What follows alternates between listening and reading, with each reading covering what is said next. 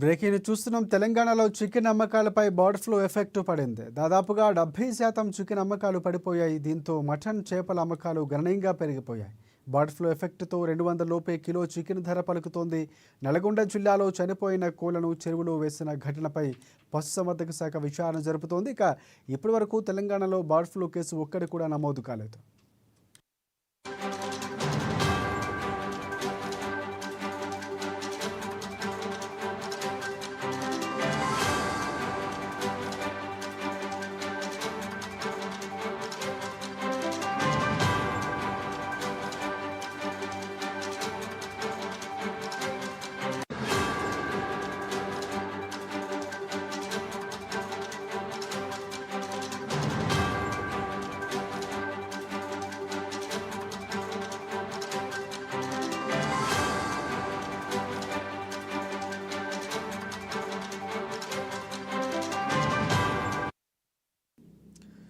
Right, తెలంగాణలో chicken అమ్మకాలపై bird flu effect పడిందని, ఇక దాదాపుగా 70% చికెన్ అమ్మకాలు పడిపోయాయి. దీంతో మటన్, చేపల అమ్మకాలు గణనీయంగా పెరిగిపోయాయి. బర్డ్ ఫ్లూ ఎఫెక్ట్తో 200 రూపాయ కిలో చికెన్ ధర పలుకుతోంది.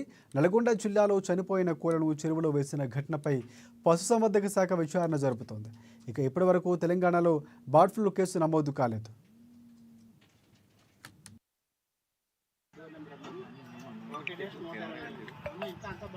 కాబట్టి అందరూ కూడా నీసు మాంసాలు అయితే తినకూడదు. కోడి గుడ్డు, కోడి మాంసం, దగ్గు ఉన్నా, విరోచనాలు ఉన్నా, లేకపోతే